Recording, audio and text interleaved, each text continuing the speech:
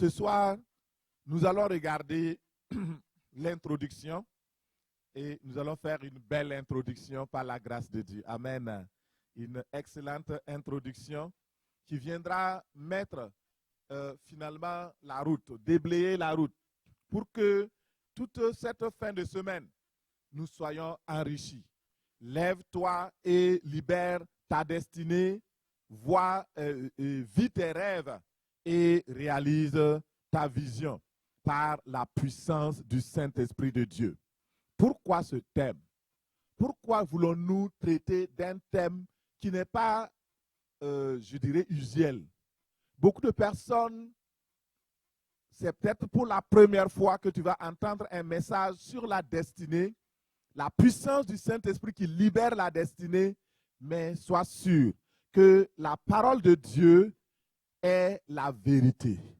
Et ce que nous enseignons vient de la parole de Dieu. Et si ce n'était pas dans la parole de Dieu, nous ne l'aurions pas enseigné. Nous sommes une église biblique. Nous enseignons tout le conseil de Dieu. Et dans cette saison, le Seigneur travaille sur la destinée. Et il dit, lève-toi. Il y a deux choses importantes que tu dois savoir. Lorsque, dans la nomenclature, tu vas entendre le destin et tu vas entendre aussi parler de la destinée. Et le destin, c'est quoi? La destinée, c'est quoi? Quelle est la différence entre les deux concepts? La première chose que tu dois savoir, c'est que le destin est extérieur à ta vie.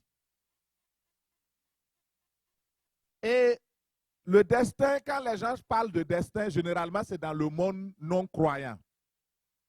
Et le destin, c'est tout ce que la vie, le monde, les hommes veulent nous imposer. C'est ce qu'on appelle la fatalité. Par exemple, je sais que personne d'entre nous n'a décidé de vivre la crise économique que nous vivons, oui ou non? Personne n'a choisi de vivre la crise économique, la crise donc militaire, la guerre en Ukraine et toutes ces choses-là. Personne d'entre nous s'est levé le matin, oh Dieu, envoie-nous la guerre, oui ou non? Mais ces choses nous sont imposées. Ça, c'est le destin.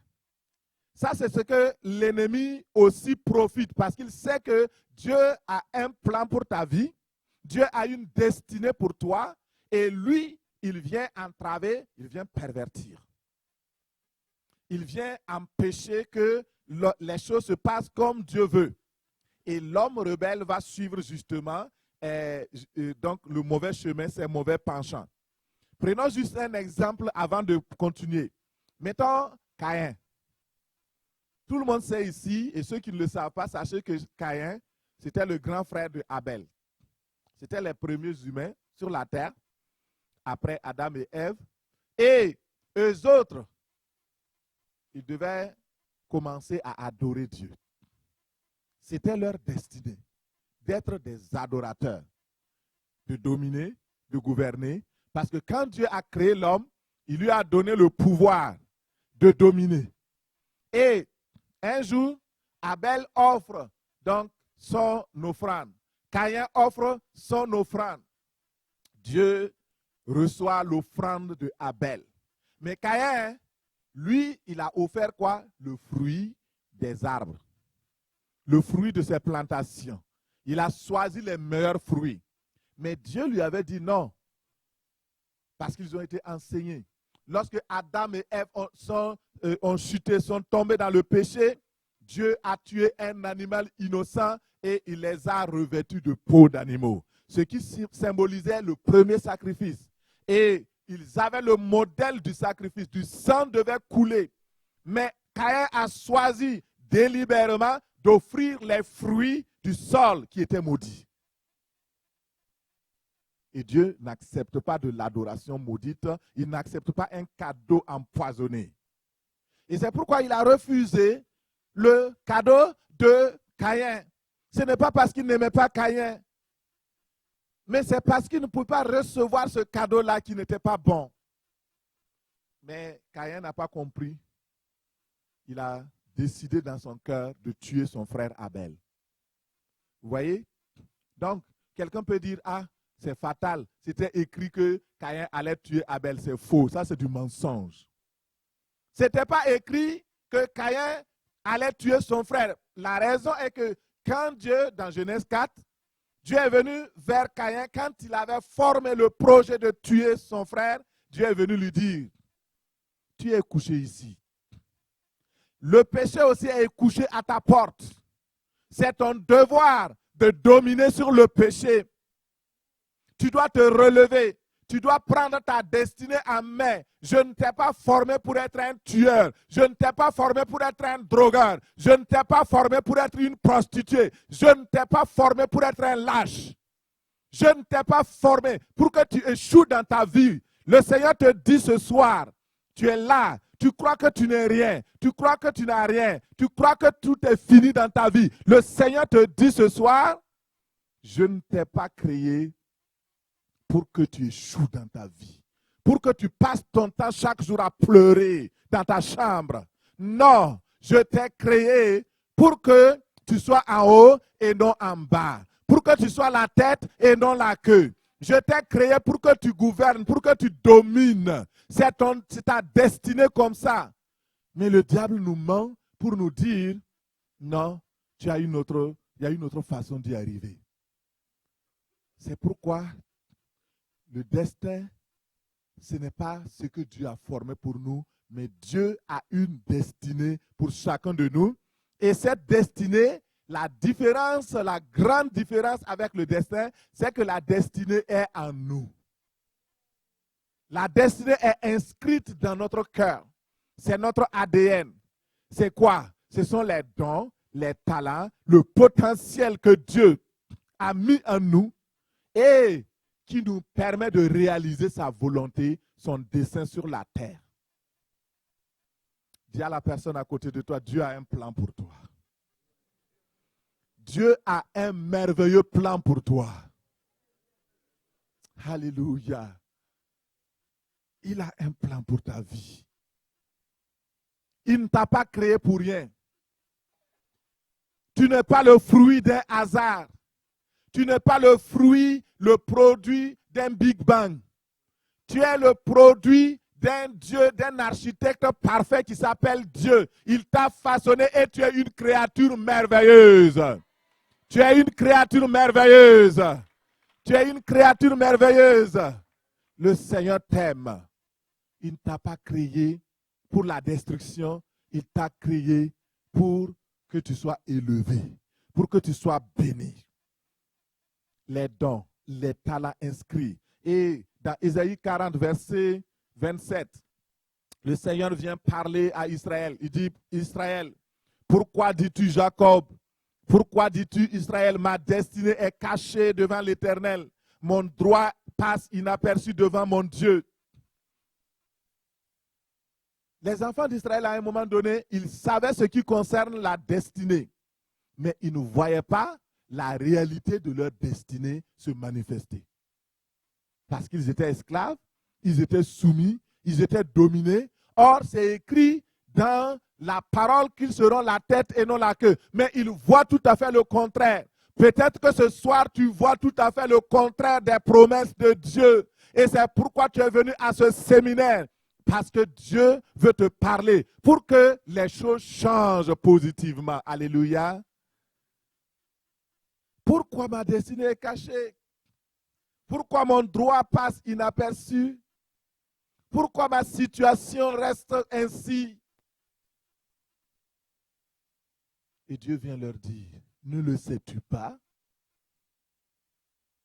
Je suis l'Éternel. Ne le sais-tu pas? J'ai la capacité de révéler ta destinée, de manifester ta destinée. Alléluia. Tu as des rêves dans ton cœur. Le Seigneur les a placés. Tu as eu des visions. C'est le Seigneur qui te les a données. Maintenant, pour les accomplir, il faudrait que tu te lèves. C'est pourquoi dans ce séminaire-là, il dit lève-toi. Si tu restes debout, ta destinée est debout. Si tu es couché, ta destinée est couchée. Si tu te lèves, ta destinée va se lever. Dans la parole, vous savez, il y a beaucoup de choses que le Seigneur nous enseigne et qui sont des trésors enfouis. Regarde, lisons juste dans 1 Roi 22, verset 3. 1 Roi 22, 3. Le roi d'Israël dit à ses serviteurs, savez-vous que Ramoth en Galade est à nous et nous appartient? Et nous ne nous inquiétons pas de reprendre des mains du roi de Syrie. Écoutez très bien, quand j'ai lu ça ce soir, le Saint-Esprit est venu mettre un zoom. Il m'a dit, regarde dans la Bible version Martin. Et j'ai regardé, et là, il est écrit, le roi d'Israël dit à ses serviteurs, ne savez-vous pas bien que Ramoth de Galade nous appartient et nous ne nous mettons point en devoir pour la retirer d'entre les mains du roi de Syrie? Je dis, waouh! Et le Seigneur ouvre mes yeux. Il me montre que ma destinée spirituelle, ta destinée spirituelle, ta destinée financière, ta destinée matrimoniale, ton mariage, ta destinée familiale, ta destinée sur tous les plans, sur le plan économique et social, tout cela c'est comme Ramoth de Galade. Ça t'appartient. C'est ton héritage.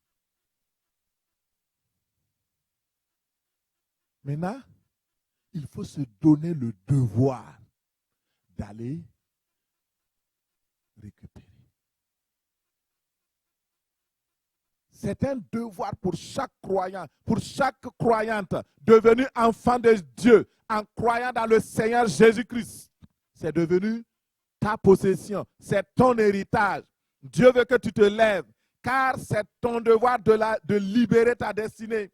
C'est ton devoir de te lever et d'accomplir ce que le Seigneur a formé pour toi. Ce pourquoi Dieu t'a créé, tu dois l'accomplir. C'est ta mission sur la terre. Mais si tu ne te lèves pas, alors ça ne se passera pas. Tu as une vision, lève-toi pour accomplir la vision. Tu as reçu une prophétie dans ta vie. Tu as la vidéo. J'ai reçu ici une femme qui se promène avec des vidéos de prophétie. Et, pasteur, je suis une grande personne. Je suis une personne d'importance. Regarde les vidéos. Il y a telle personne qui a prophétisé sur moi. Il y a même des prophéties en anglais, des prophéties en français. Elle me montre. Je dis, ok, mais tu en es où actuellement? Ah, je ne vois rien s'accomplir. Ce sont des prophéties. Oui, les prophéties, c'est vrai. Dieu ne ment pas. Si du moins ce sont des vrais serviteurs de Dieu. Encore là, il faut faire attention.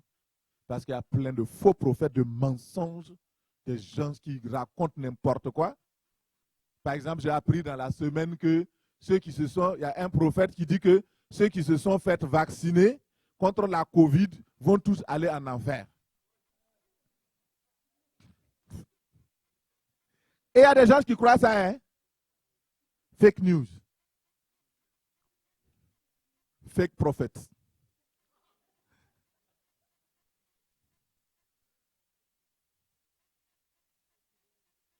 Est-ce que le salut est lié à un vaccin? La Bible dit, crois au Seigneur Jésus et tu seras. Jésus dit que ce n'est pas ce qui rentre dans notre corps, dans notre chose qui nous tue. C'est ce qui sort. Sois intelligent. Si le prophète vient raconter des affaires, toi aussi, raconte toi-même des affaires. Va dans la parole. Il ne faut pas avaler tout ce qu'on vous donne là. Alléluia. Que le Seigneur nous délivre des prophètes de mensonges au nom de Jésus. Ce soir, je veux simplement te donner le moyen de pouvoir libérer ta destinée. Et ce moyen-là, c'est la puissance du Saint-Esprit de Dieu. Alléluia, gloire à Dieu. Gloire à Dieu. Prenons Acte 2, 17. Je suis juste à l'introduction. Hein. Alléluia. Prenons Acte 2, 17. On a de la matière. Et le Seigneur, le Saint-Esprit, il dit quand il viendra, il vous dira, il vous enseignera. Il y a beaucoup de monde qui dit, ah, mais moi quand je veux prêcher, je cherche, je ne trouve pas. Le Saint-Esprit, la Bible dit, le ruisseau de Dieu est plein d'eau. Acte 2, 17. Dans les derniers jours, dit Dieu, je répandrai de mon esprit sur toute chair. Vos fils et vos filles prophétiseront, vos jeunes gens auront des visions et vos vieillards auront des songes. Regardez, toutes les générations sont concernées.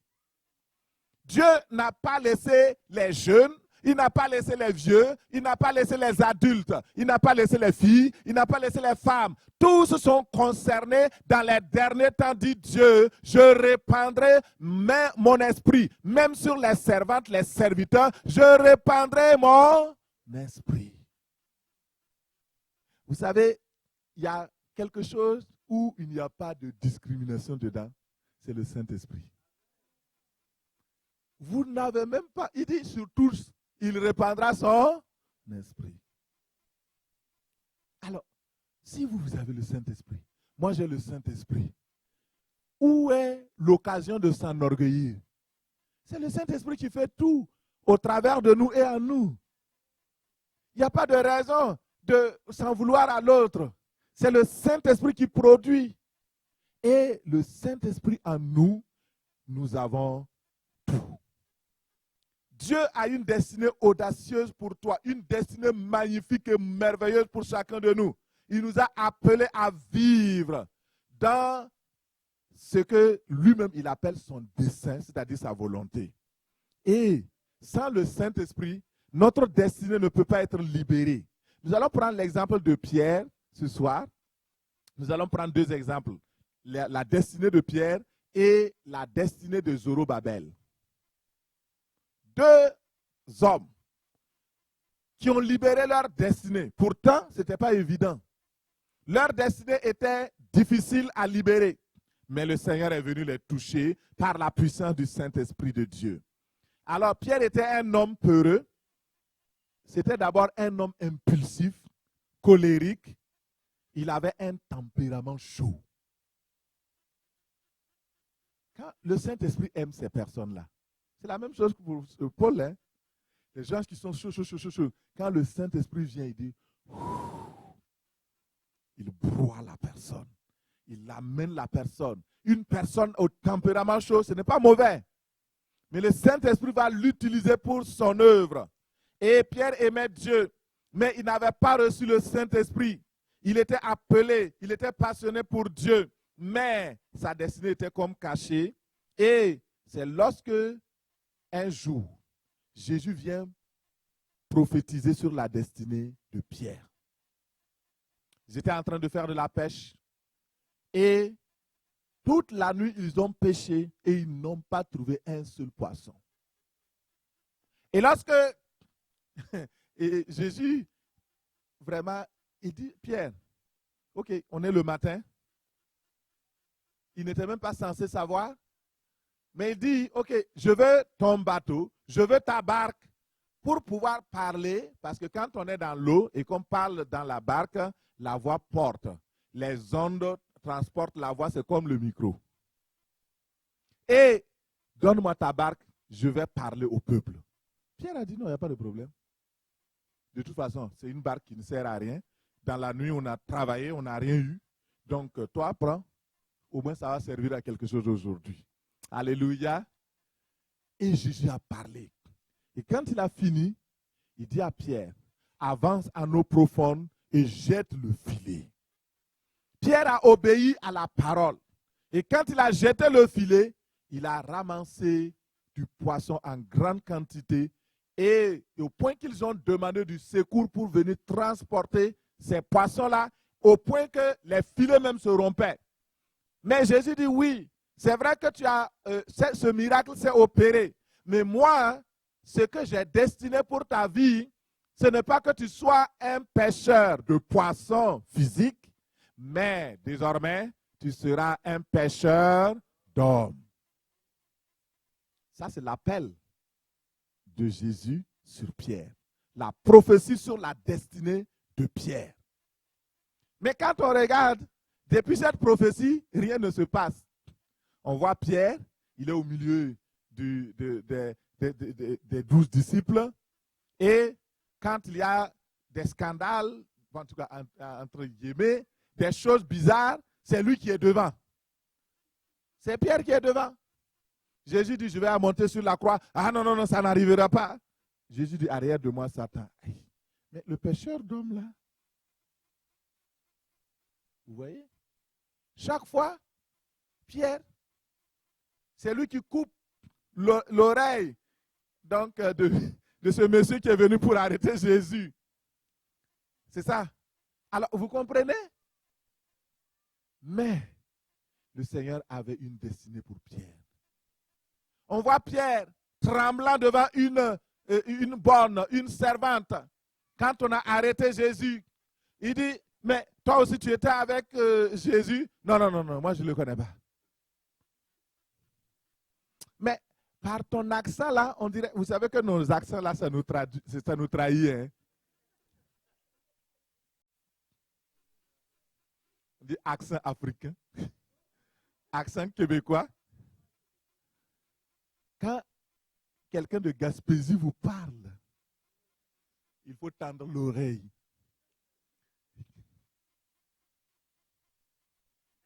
Et Pierre était galiléen. Il dit, mais ton accent là, on dirait que toi, ton accent là. Pierre dit, écoutez, vous savez, tout le monde a des accents. Hein? Ne me mêlez pas à cette histoire de votre Jésus, ça vous regarde. Je ne l'ai jamais vu. 3 ans et demi avec Jésus.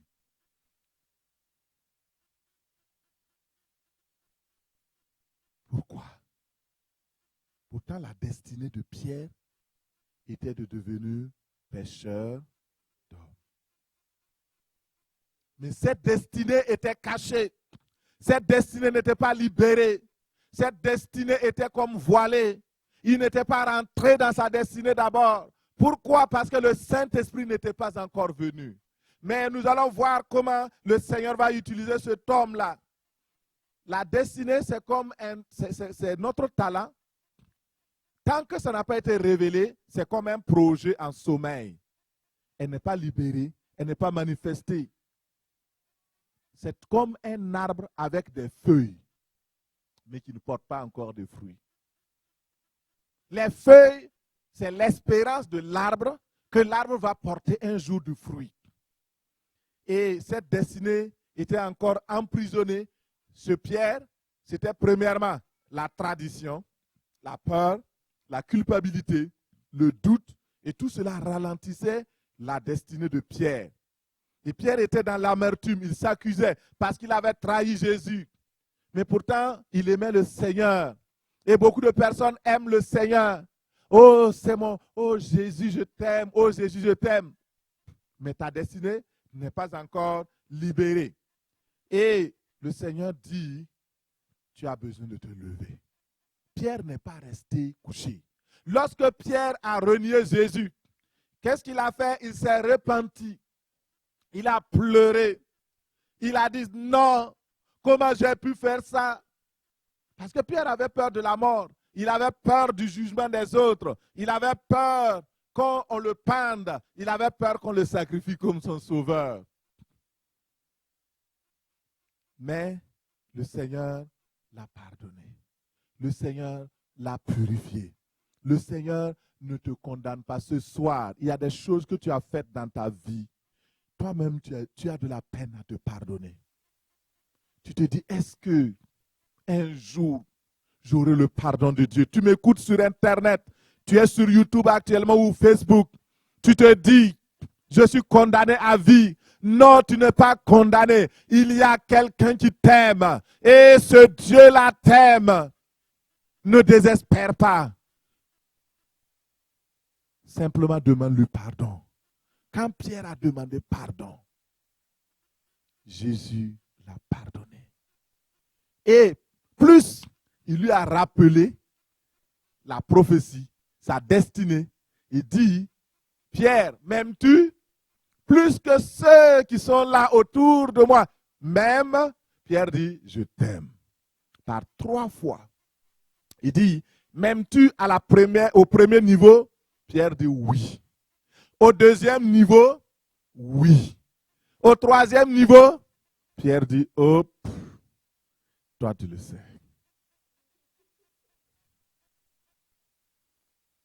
Jésus baisse le niveau.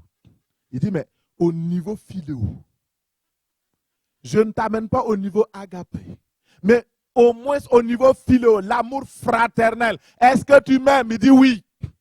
Montons un peu. Est-ce que tu m'aimes au niveau agapé? Il dit, toi tu le sais. Paie mes brebis. Je t'avais appelé pour être pêcheur d'hommes. Ça veut dire que tu dois devenir quelqu'un qui va paître mes agneaux. Tu vas paître mes brebis. Et cette destinée n'était pas encore révélée. Mais le Seigneur va le faire au nom de Jésus. Peut-être aujourd'hui ta destinée est encore voilée. Mais le Seigneur est ici. Et après, donc au travers de ce séminaire, le Seigneur va faire quelque chose de grand, de miraculeux. Nous allons prier ce soir pour que ta destinée soit libérée par la puissance du Saint-Esprit. Je ne sais pas ce qui bloque au niveau de ta destinée. C'est quoi qui bloque? Mais ce soir, tout ce qui bloque va être débloqué au nom de Jésus. Alléluia. Merci Seigneur. Jésus savait que la destinée de ses disciples était liée à la puissance et à la présence du Saint-Esprit. C'est pourquoi il dit, laissez-moi partir. Il vous est avantageux que je m'en aille. Parce que si je ne m'en vais pas, le Saint-Esprit ne viendra pas. Et si le Saint-Esprit ne vient pas, toutes les promesses que vous avez eues, toutes les prophéties que vous avez eues dans votre vie, les visions et les rêves que vous avez eus ne s'accompliront pas. Parce qu'il y a une seule personne, une seule puissance qui peut libérer la destinée, c'est mon Saint-Esprit. Alléluia.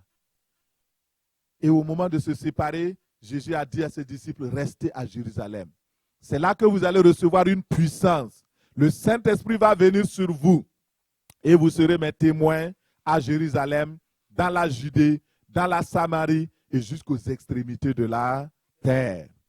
La destinée de Pierre était celle que nous avons vue, pêcheur d'hommes, paître les brebis du Seigneur, appelé à être apôtre, évangéliste pour gagner des âmes pour le ciel. Mais cela prend de la foi, cela prend la puissance du Saint-Esprit. Et la foi vient de ce qu'on entend de la parole du Christ. Et au travers de tout cela, le Seigneur avait une vision. Il dit, ce n'est pas par la force, ni par la puissance, mais par mon esprit. Dans l'Ancien Testament, il y a un homme qui s'appelle Zorobabel. Et Dieu avait appelé cet homme à rebâtir le temple. Parce que si le temple n'était pas rebâti, le Messie ne pouvait pas venir. Dans la prophétie originale du Sauveur qui devait venir, ça prenait un temple. Or, le temple de Salomon avait été totalement détruit par les Babyloniens. Et le Seigneur avait suscité cet homme qui s'appelle Zorobabel et il lui a dit, toi, bâtis mon temple. C'est ta destinée. Chacun vient dans le monde avec une destinée. Dieu ne t'a pas créé pour rien, il t'a créé pour un but. Et le but de la création de Zorobabel, c'était qu'il bâtisse le temple. Et Agé le prophète est venu lui dire, Agé 2, 23, et il dit, maintenant le temps est venu de reconstruire le temple. Et Zorobabel avait des arguments. Il dit, mais vous voyez, nous sommes faibles, nous n'avons pas d'argent, nous n'avons pas les moyens, nous n'avons pas ceci, nous n'avons pas cela. Et Zorobabel, Dieu dit, Zorobabel, lève-toi, tu es mon serviteur. Je te prendrai pour faire de toi un sceau personnel. En effet, c'est toi que j'ai choisi. Et voici ce que déclare le Seigneur de l'univers. Zorobabel voit, nous sommes en captivité. La situation est réelle. Je voudrais dire à quelqu'un qui m'écoute maintenant, ta situation là est réelle. Il ne faut pas la renier. Il ne faut pas être un religieux. Les religieux ferment leurs yeux et ne veulent pas voir le problème. Et ils croient que comme ils ne voient pas le problème n'existe pas. Ça, c'est du mensonge. Il faut savoir que la situation est réelle. Mais il y a une autre réalité plus puissante qui s'appelle vérité. Et cette vérité est capable de réduire la réalité à rien et te donner la victoire. C'est ça la foi. Je ne dis pas que ce que tu ressens dans ton cœur n'est pas vrai. Dans ton corps, tu ressens la douleur. Dans ton corps, tu ressens la maladie. Les médecins ont diagnostiqué que c'est vrai. Mais il y a une autre réalité, il y a une autre puissance. La puissance du Saint-Esprit. Et Zorobabel était là, dans l'incapacité. Et il dit, nous sommes faibles. Mais le Seigneur vient lui dire, alléluia, est-ce que quelqu'un connaît ce que le Seigneur a dit ce soir? Il a dit, ce n'est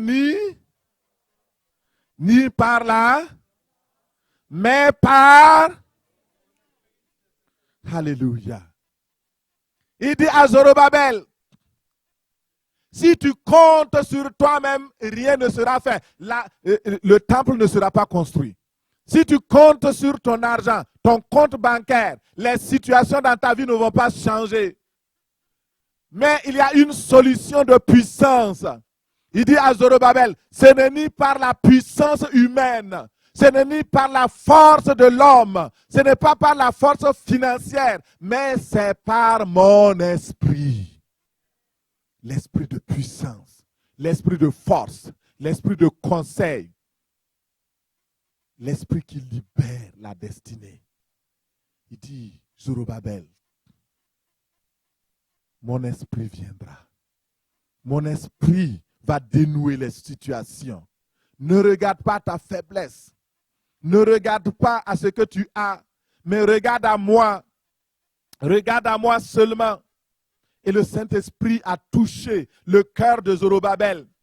Et la première chose que le Saint-Esprit est allé faire, il a réveillé l'esprit de Zorobabel. Et je prie ce soir que le Saint-Esprit réveille ton esprit au nom de Jésus. Le Saint-Esprit réveille ton esprit. Pour que tu saches que la situation, ce n'est pas toi qui vas combattre. Tu n'auras pas à combattre dans cette situation. Le Saint-Esprit est là. Laisse-le simplement la liberté. Il le fera au nom de Jésus.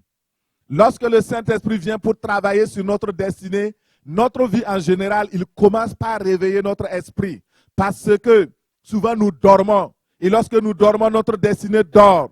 Et lorsque le Saint-Esprit vient réveiller, il vient toucher notre vie. Il vient toucher notre destinée. Et les choses commencent à bouger lorsque nous nous levons, lorsque nous sommes réveillés.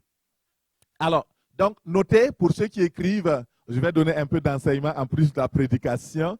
Premier point, c'est que le Saint-Esprit, lorsqu'il vient pour toucher votre destinée, premier point, le réveil.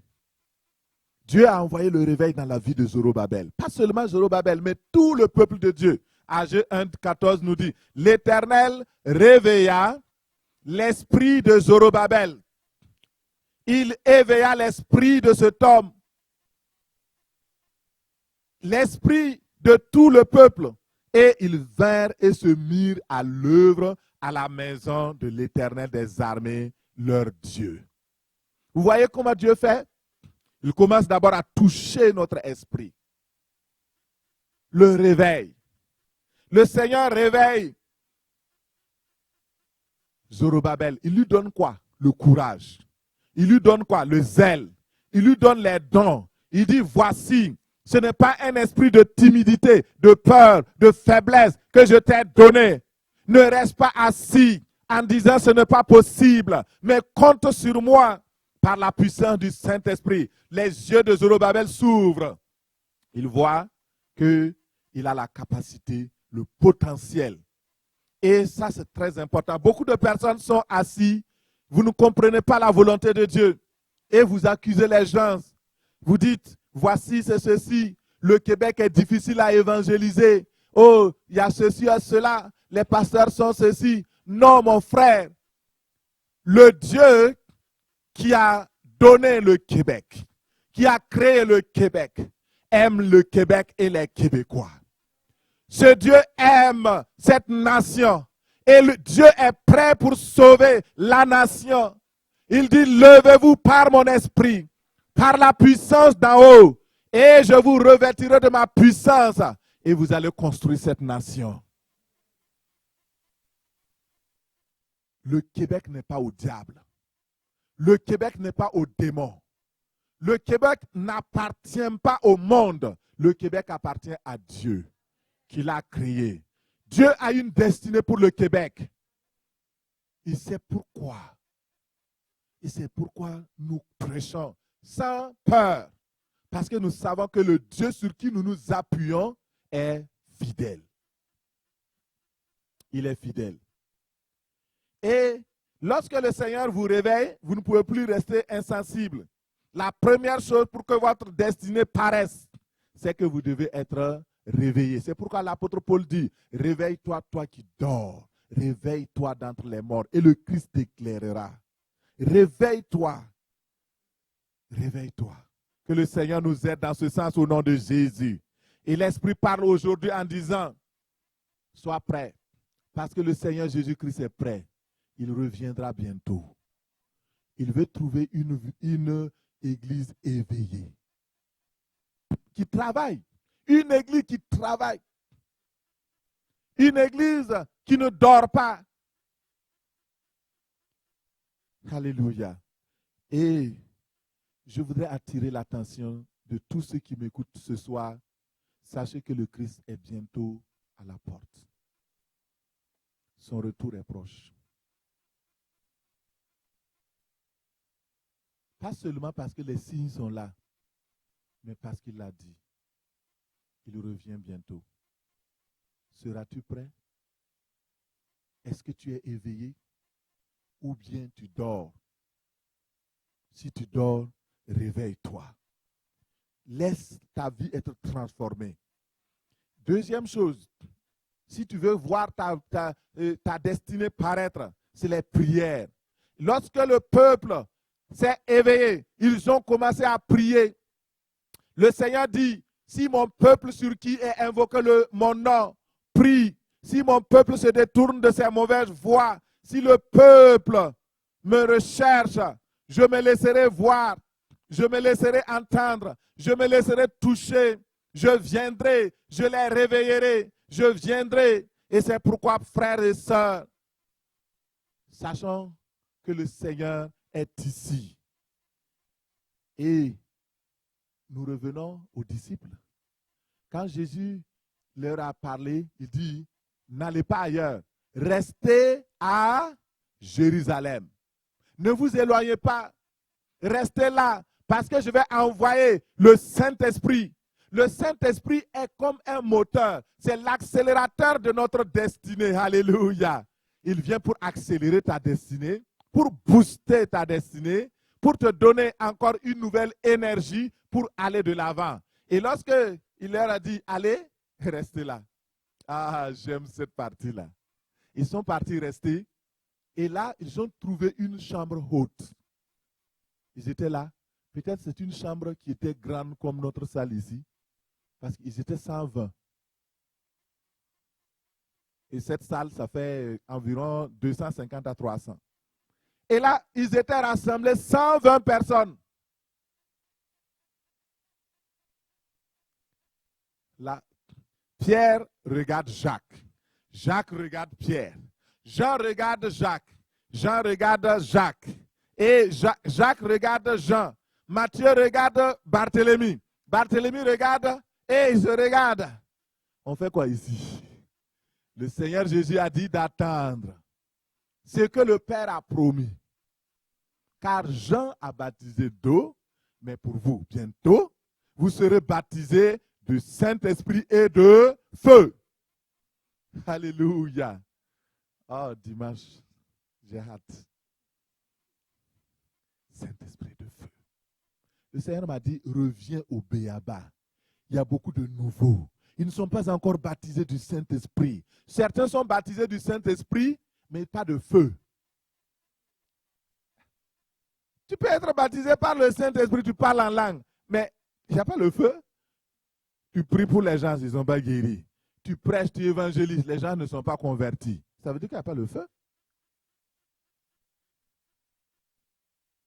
Nous ne voulons pas simplement un baptême pour un baptême. Nous voulons le feu. Alléluia. Alléluia. Le feu.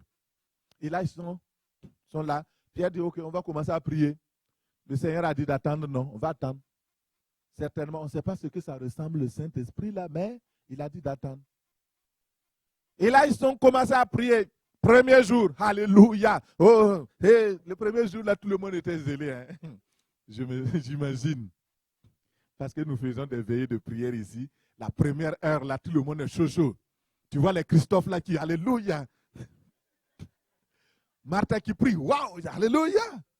Deuxième heure, ils sont toujours là.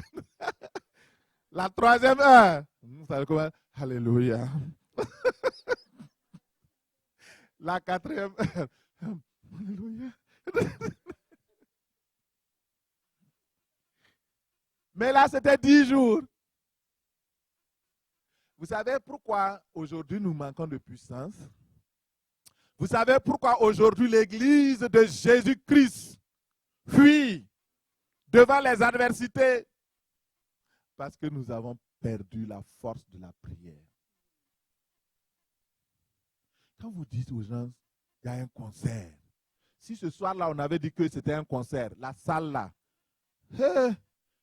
vous n'allez même, peut-être on va se piétiner ici. Mais quand on dit venez écouter enseignement, qu'est-ce qu'il va raconter encore que nous ne savons pas? De toute façon, j'ai écouté une vidéo hier. Il y a tel grand pasteur qui a prêché. C'est ça qui vous noie là? Quand on dit de venir prier, là, ça devient difficile. Mais là, le Saint-Esprit ne peut pas venir dans des conditions, ce n'est pas une... comme ça. Il veut voir d'abord si nous sommes sérieux, si notre cœur est disposé, si nous voulons vraiment. Premier jour, rien. Deuxième jour, il prie. Pierre dit, ok, vous savez, c'est parce qu'on n'a pas prié fort. Ils vont ouvrir bien le micro. Troisième jour, quatrième jour, cinquième jour. Pierre dit, ok, comme c'est le jour de la grâce, peut-être Dieu va nous faire grâce aujourd'hui. Dieu dit, cette affaire-là, ce n'est pas affaire de grâce, il faut prier. Pourquoi aime la grâce, grâce, sans effort? On aime, oui, tout est grâce. Hey, Jésus dit, attendez, priez. Sixième jour, ils sont devenus faibles. Le chiffre 6, c'est le chiffre de la faiblesse. Il y a certains qui voulaient abandonner. Pourquoi on s'est rassemblés même ici? Septième jour, les choses deviennent corsées. Mais ils persévèrent. Jésus dit, il persévérait dans la prière avec les femmes. Il persévérait dans la prière. Il persévérait. Ce soir, nous allons prier, mon frère. Beaucoup n'aiment pas la prière. Quand on dit de prier, c'est là maintenant qu'ils ferment la bouche. Prier, ça veut dire quoi? Parler à Dieu. Mais quand tu parles, il faut que la personne entende. Mais tu ouvres la bouche, tu dois parler. Huitième jour. Neuvième jour. Dixième jour. Là, Pierre, il reçoit maintenant la révélation. Il commence à parler. Il dit, Dieu a dit qu'il faut rétablir les 12 apôtres. Comme Élie avait rétabli, il a mis 12 pierres pour rétablir l'autel de Dieu. De la même manière, Judas est parti, il a trahi le Seigneur. Il faut qu'on remplace. Ils ont dit, ok, on va remplacer. Il a parlé, il a pris les psaumes, il a pris les versets, il a parlé. Et lorsque la parole est sortie, ils ont appliqué, ils ont remplacé, Matthias a été élu. Ils l'ont associé aux 12.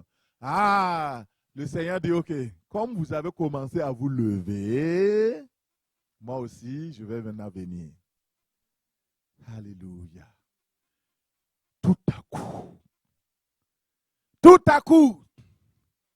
Alléluia, dit tout à coup. Tout à coup. Alléluia. Dans un grand bruit, un vent impétueux a commencé à souffler.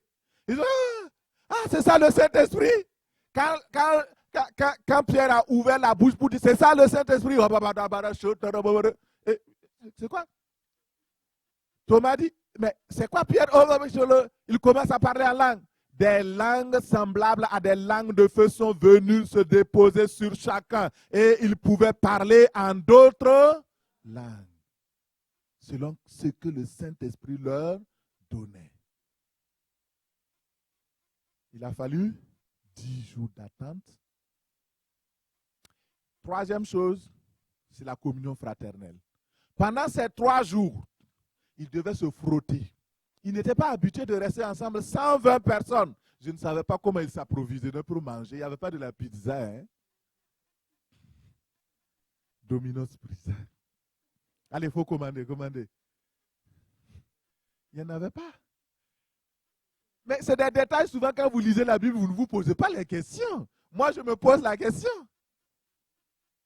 Ou bien ils ont jeûné tous ces 10 jours, je ne sais pas. Mais ils avaient jeûné de toute façon chaque jour. Et ils priaient. Ils étaient tous ensemble. La Bible dit qu'ils étaient tous ensemble et d'un commun accord. Ça veut dire quoi? La communion fraternelle est importante. Lorsque vous avez, votre esprit est réveillé, vous êtes parti pour prier. Maintenant, il faut la communion fraternelle. Qu'est-ce que cela veut dire? Ils vont commencer, parce qu'entre eux, les disciples, il y avait des petits couacs. Hein? Jacques et Jean, eux, ils voulaient la première place à côté, l'un à droite, l'un à gauche. Et Pierre n'était pas d'accord. Donc Pierre dit, bon, ok, on va régler ces petites affaires-là. Tu sais, Jean, pardonne-moi, parce que quand toi, ta maman a demandé que tu vas être à gauche, à droite, là, moi, ça ne m'a pas vraiment plu. Hein? Jean dit, ok, je comprends. Mais toi aussi, là, tu sais, tu es tellement fougueux que souvent tu nous bouscules, puis tu veux être toujours le premier. Donc, moi aussi, ça me fâchait. Et c'est le tour de Lévi, Matthieu. Il dit, tu sais, nous, t'avais jugé hein, le jour où tu étais sur l'arbre là. Puis Jésus a fait un détour pour venir te voir là. Nous, on s'est fâchés parce qu'on se dit, mais qu'est-ce qu'on a à faire avec un pharisien comme toi là? Avec un collecteur d'impôts. Donc, ils ont commencé à mettre les choses en règle.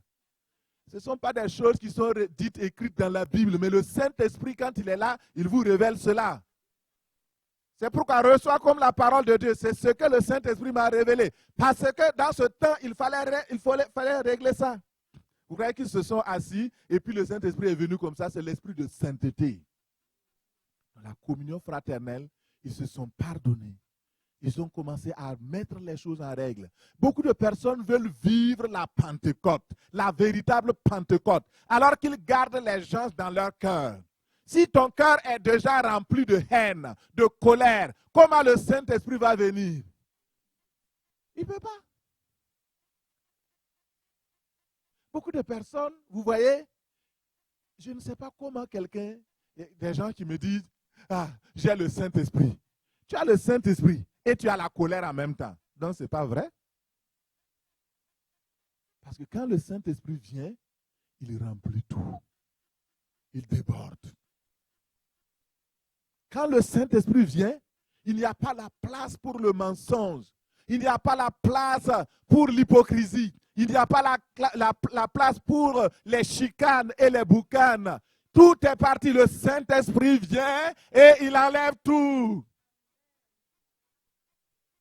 C'est pourquoi nous avons besoin d'être remplis. Pas seulement d'être baptisés du Saint-Esprit, mais être remplis. C'est ça le problème.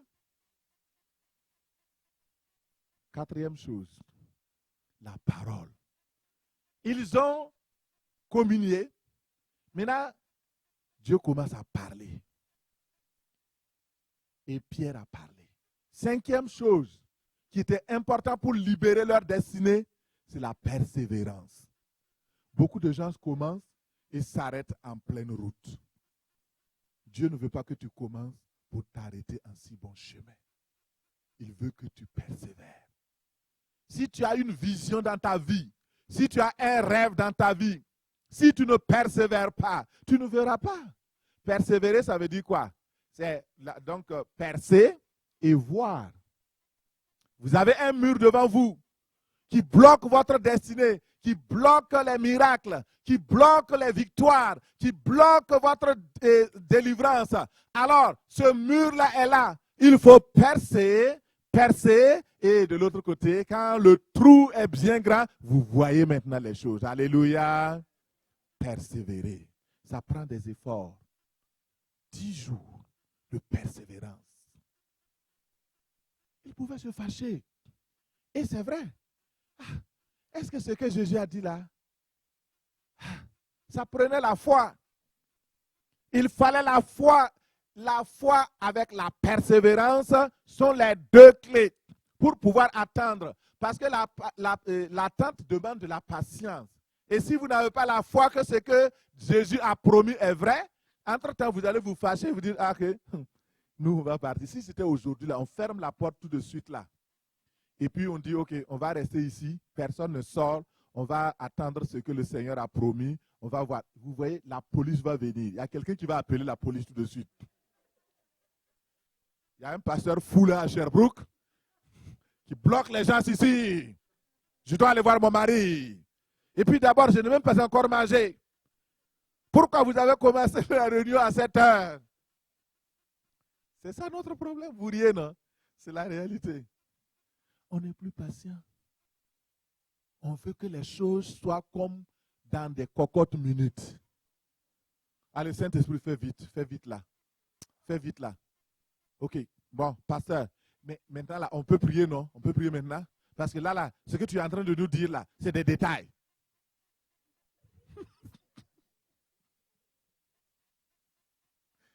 Que le Seigneur nous délivre au nom de Jésus. Alléluia. Donc voilà, donc ces choses-là que je voulais vous communiquer, c'est important que nous ayons la persévérance. La persévérance est importante. Ils ont persévéré. Et le Saint-Esprit aime ceux qui persévèrent. Il était là. Il n'était pas loin. Le Saint-Esprit n'était pas loin. Mais il observait. Il regardait s'ils étaient patients, s'ils attendraient. Et lorsque le Saint-Esprit est venu, alors les choses ont commencé à changer.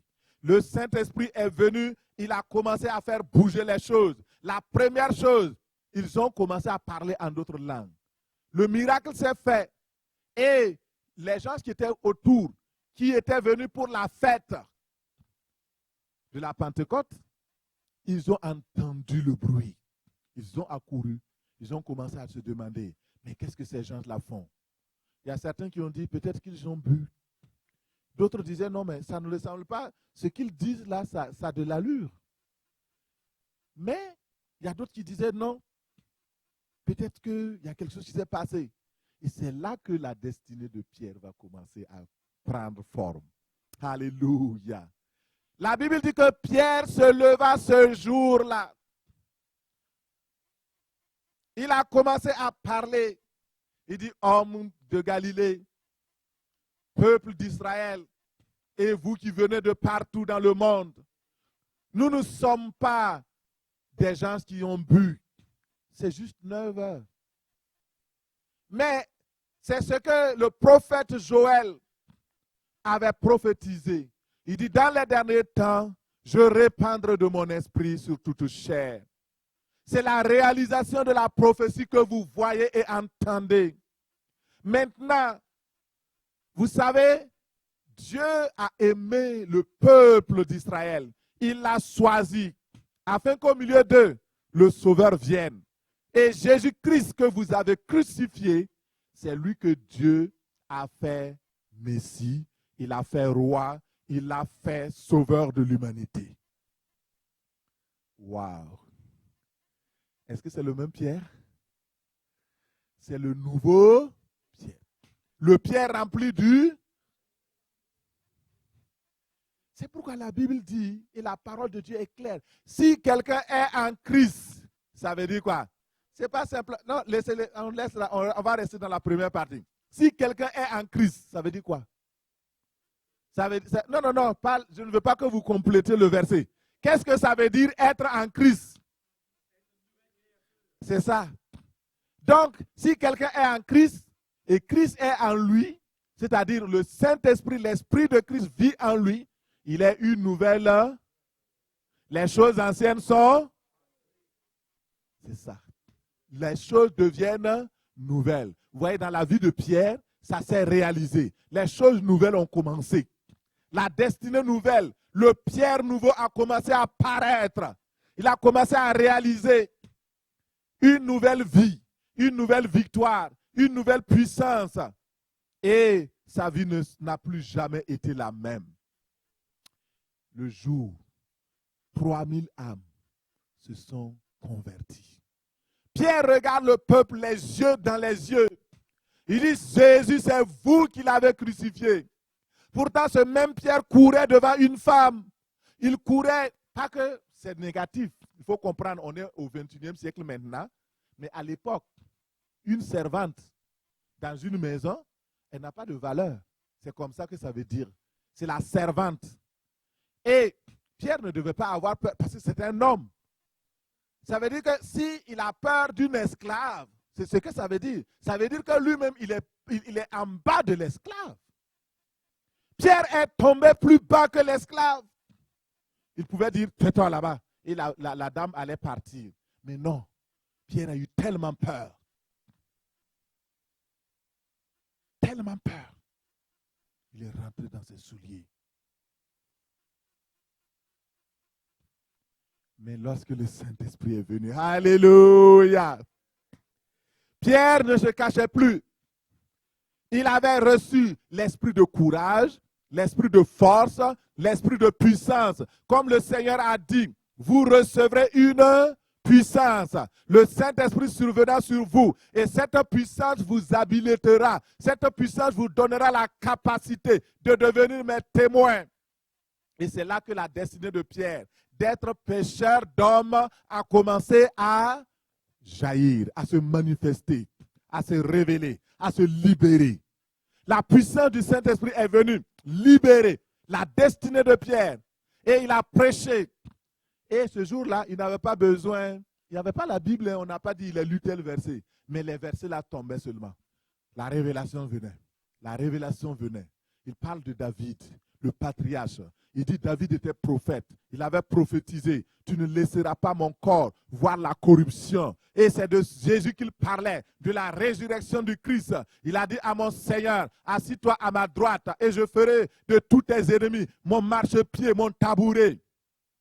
Il commence à parler, il commence à citer les psaumes. Il commence à donner la parole vivante. Et les gens sont là, ils disent, la Bible dit que la parole de Pierre est venue percuter les cœurs. Ils ont été secoués. Ils ont été touchés. Ils se sont dit, hommes, frères, que ferons-nous? Pierre dit, c'est simple, repentez-vous. Vous avez tué le juste. Repentez-vous. Vous avez fait le mal. Repentez-vous. Et que chacun donne son cœur véritablement à Dieu. Et lorsque vous vous repentez, Dieu a promis. Il dit la promesse est pour vous, pour vos enfants et pour tous ceux qui sont au loin. C'est-à-dire vous et moi. Alléluia. Tous ceux qui sont au loin, c'est toi, c'est moi. Tous ceux qui sont au loin, en aussi grand nombre que le Seigneur va les appeler. Tous ceux qui sont au loin. Et nous qui sommes au loin, nous qui étions au loin, le Seigneur s'est rapproché pour libérer notre destinée par la puissance du Saint-Esprit. C'est pourquoi ce soir-là, le Seigneur veut faire quelque chose dans ta vie. Tu vas te lever, nous allons prier. Et nous allons poursuivre demain. Docteur Savard va donc commencer à intervenir demain. C'est une grâce. Nous rendons grâce à Dieu pour tout cela. Pierre, le nouveau Pierre, rempli du Saint-Esprit, commence à parler. Et ce soir, le Seigneur veut te remplir. Le Seigneur veut changer quelque chose dans ta vie. Le Saint-Esprit est là. L'Esprit de vérité. Si le groupe musical peut s'avancer. Alléluia. Merci Seigneur Jésus. Alors le Seigneur veut te libérer ce soir. Il veut te libérer de la peur. Il veut te libérer des craintes des hommes. Il veut te libérer. Son esprit est là pour amener la liberté. La liberté au nom de Jésus. Comme Pierre ce soir, tu ressens dans ton cœur la culpabilité. Il avait dit, repentez-vous. Ce soir, nous allons nous repentir. Tu vas demander pardon à Dieu. Parce que peut-être ta vie ce soir ne permet pas à Dieu de te visiter. Mets ta vie en règle avec le Seigneur. Et si tu ne connais pas le Seigneur, tu as entendu parler de lui. Il dit repentez-vous, ça veut dire changer de mentalité. Changez votre système de pensée. Vous croyez que c'est une religion? Non, ce n'est pas une religion. Je veux une relation avec vous. Je veux être votre ami. Je veux être votre Dieu et votre Seigneur. Et je vous donnerai la puissance qui permettra de libérer ta destinée. Tu as une destinée grande. Tu as une destinée merveilleuse. Mais si tu ne t'appuies pas sur le Seigneur, elle ne pourra pas être libérée. Qu'est-ce qui te limite?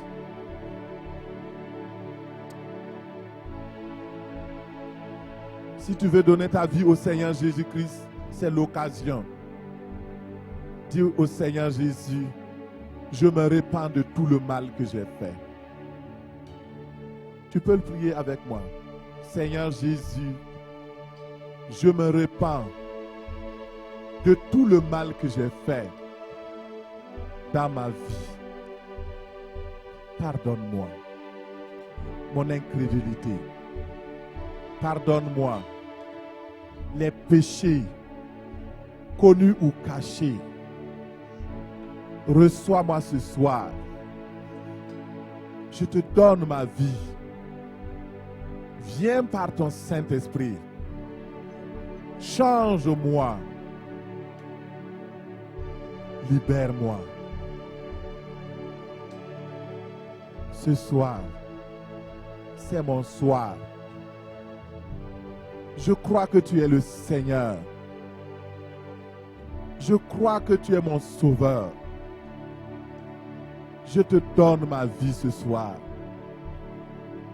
Fais de moi ce que tu voudras. Saint-Esprit de Dieu, viens dans ma vie. Viens dans mon cœur. Viens.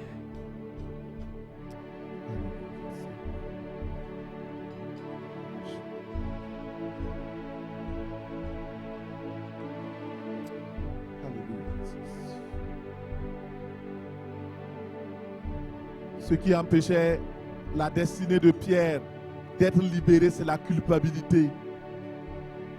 Il avait aussi peur, la honte. Il avait des limitations généalogiques.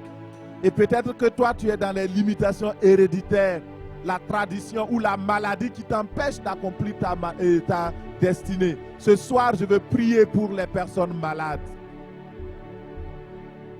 Et le Seigneur va te libérer. Le Seigneur va te guérir.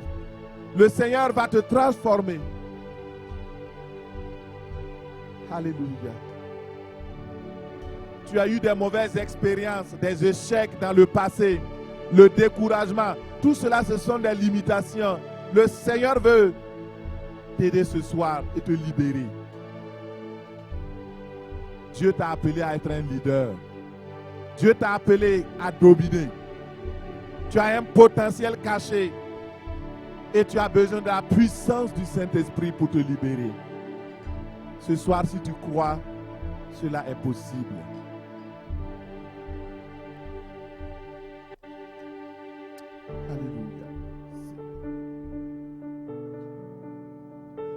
Prions ensemble.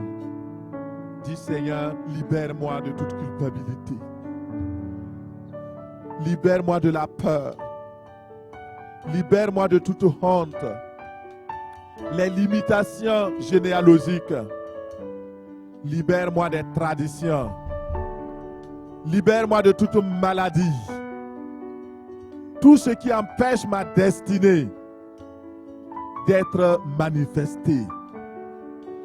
Tout lien soit brisé. Ce soir, je suis libre. Seigneur, libère-moi des mauvaises expériences, les échecs du passé, le découragement, les limitations. Que mon potentiel paraisse. Ce soir, j'ai besoin de ton Saint-Esprit. Réveille mon esprit, Seigneur. Envoie le réveil au milieu de nous. Réveille mon esprit. Réveille mon esprit. Réveille mon esprit. Au nom de Jésus.